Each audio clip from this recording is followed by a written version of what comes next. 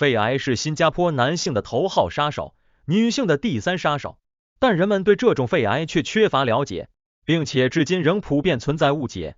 在本期节目中，你将可以认识到人们对肺癌的7大误区。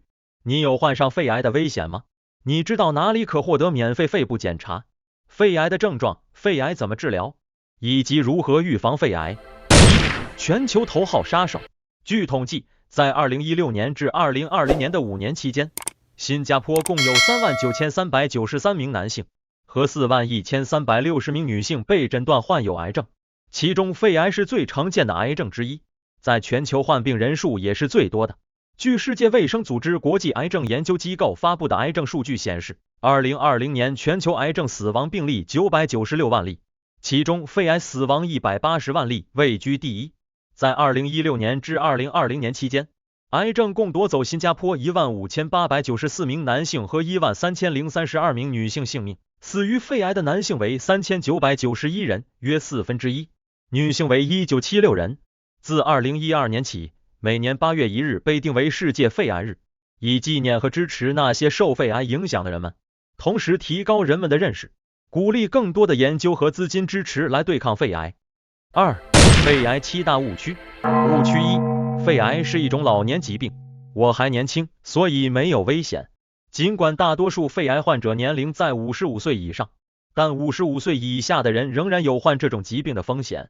误区2：电子烟。无烟烟草和水烟无害。香烟和雪茄中含有的烟草由7000多种化学物质组成，其中包括致癌物质。电子烟、水烟和其他形式的烟草消费仍会增加患肺癌的风险。不含烟草的电子烟含有其他形式的化学物质，可能会损害肺部。误区3：只有吸烟者才会罹患肺癌。不吸烟者长期接触二手烟或有害物质也可能患上肺癌。事实上，大约30%的肺癌患者是从不吸烟的。误区4：患上肺癌就等于被判了死刑。我的预期寿命是几个月，而不是几年。除传统化疗外，肺癌患者还可以获得更好、更个性化的治疗选择，从而延长预期寿命并提高生活质量。早期发现将大大增加生存机会。误区5：肺癌筛查会导致肺癌。低剂量电脑断层扫描 CT 用于肺部筛查，可以高度准确地检测肺部的小斑点，这些小斑点是肺癌的潜在前兆。肺部筛查期间，一个人受到的辐射量大约比传统 CT 扫描少80%。对于风险较高的个人，就吸烟史和年龄而言，接受筛查的好处远远超过低辐射暴露。研究结果显示，与胸部 X 光检查相比，接受低剂量 CT 扫描的高危肺癌患者的死亡人数较低。当一个人在胸部 X 光检查中出现肺部症状或斑点时，癌症很可能已处于晚期阶段，治愈的机会较低。误区6：我已经吸烟多年了，现在没有必要停下来。戒烟的人患肺癌的风险比继续吸烟的人要低。除了肺癌之外，戒烟还可以降低患心脏病、骨质疏松症和糖尿病等疾病的风险。误区7：如果我患有肺癌，我就会出现症状。肺癌的早期阶段通常是无症状的，仅在病情进一步恶化时才会出现症状。因此，肺部筛查计划已被证明是提高早期检测率的有效措施，有可能改善治疗结果并降低死亡率。3. 你有患上肺癌的危险吗？低收入家庭免费肺部检查现已延长至2023年9月30日。365防癌教育协会相信早期发现可以挽救生命，并发起了新加坡首个针对低收入家庭的免费肺部筛查活动。你有患上肺癌的危险吗？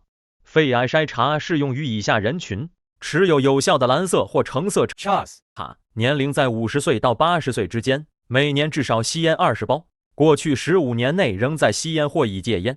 公众有任何疑问或注册免费肺部筛查，可联系365CPS 社区合作伙伴，发送电子邮件或在365CPS 网站上注册，邮址与网址也刊在说明里。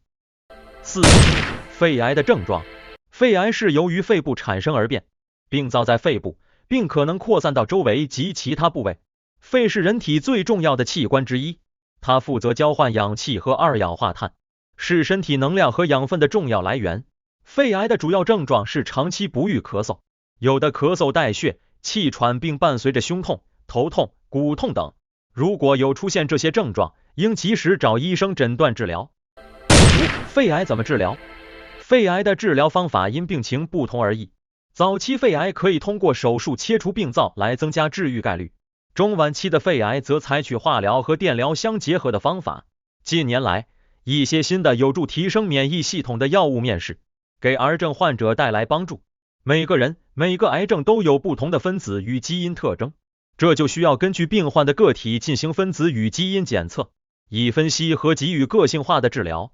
随着医学的进步，分析基因现今已不一定需要每次都把肿瘤拿一块出来进行检验，而是可以进行液体活检，例如从血液中提炼 DNA， 分析癌细胞个别基因突变特征，从而对患者进行更有效的个别化治疗。6. 如何预防肺癌？肺癌的预防措施包括戒烟，避免吸二手烟，避免接触致癌物质，保持健康的饮食和锻炼习惯，定期进行体检等。如果你有吸烟的习惯，戒烟是预防肺癌最重要的措施之一。此外，室内经常通风换气，改善空气质量，重视肺结核等慢性肺部疾病的诊治也是预防肺癌的重要措施之一。好了，这一期的节目就分享到这里，请点赞、订阅、分享，谢谢，下期再会。